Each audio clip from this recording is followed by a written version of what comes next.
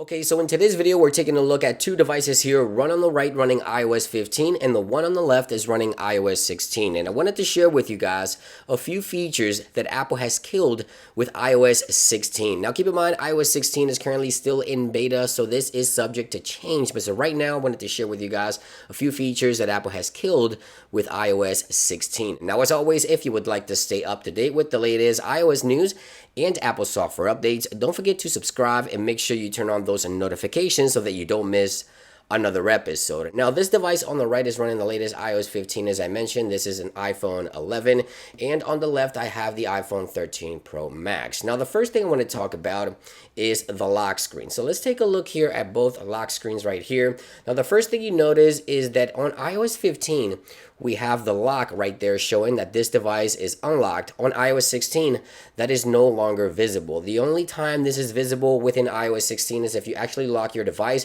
You see a tiny icon right there. Once you unlock, it disappears, and now you can go back into the home screen just like so. Unlike iOS 15, on iOS 15, the lock was always visible. You unlock, and once it is unlocked, you can see right there, it is now visible that it is unlocked and you can go into the home screen. So Apple has officially killed the lock on the lock screen for Face ID. It is a lot smaller in this new version of iOS, and it doesn't show you when the device is already unlocked. So it disappears right in front of your eyes. Now, another thing that Apple did kill with iOS 16 was the battery indicator when you were charging your iPhone if you use tap to wake. So let me show you what I mean. So if I plug in this iPhone here, you can see that once I plug it in, it quickly shows me the battery percentage right there when I plug it in, right? And this is the thing that Apple killed, actually. So I'm going to put the device to sleep, and when I tap to wake, I'll see the battery percentage on the screen briefly, and then it goes to the date. See that? Right there, and now it goes right back to the date. Now let's do this with an iOS 16 device. Now luckily we have widgets on the lock screen now, so this might not be a deal breaker, but if we plug in here, you can see that once I plug in, it shows me the battery percentage, obviously, but if I go ahead and put it to sleep and try to wake up, I don't get that battery percentage with the batteries briefly like I do with iOS 15. Apple did kill this feature within iOS 16, but luckily we can go ahead and long press here, click customize, and add a widget here. So if we add a widget for the battery, then now we have the battery there at all times. So this might not be a deal breaker, but definitely Apple killing the battery percentage indicator when tapping to wake your device. So now I want to shift my attention over to wallpapers. There's a lot happening here that you won't see within iOS 16 once you update. So in iOS 15, if we go to wallpapers here, and then we go into the wallpapers categories, we find the choose a wallpaper option in live wallpapers. These live wallpapers are no longer available in iOS 16. So if we go into the actual wallpapers categories here within iOS 16, and we go into the home screen options, and we go to choose a wallpaper, well, we don't have that option any longer, as you can see right there. Now we can create a new lock screen here and choose from Apple Collections. So if we go here and create a new lock screen, we can go into the collections area here where Apple has some featured ones.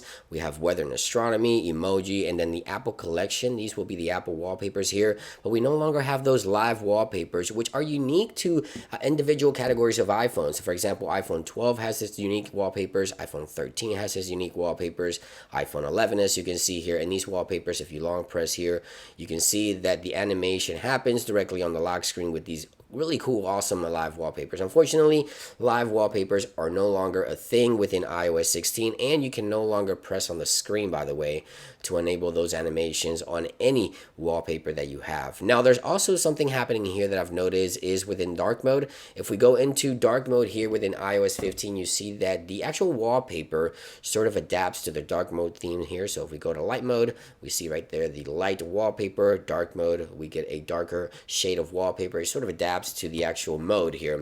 If we do that here within iOS 16, we no longer have that mode. So light and dark mode seems the same for the wallpapers. The widgets do change color, so the widget gets darker there, but the actual wallpaper and theme itself doesn't really change here within iOS 16. Now this could change in the future. Maybe the wallpapers will get that dark mode experience. Only one category of wallpapers do have the dark mode experience here, and that would be, I believe, is this animation right here, this one right here, which is sort of a dynamic wallpaper. So if we do the dynamic here, it sort of crashed there on me. Let's try that again. Let's go to dynamic wallpapers here under collections, and let's go ahead and set this one here.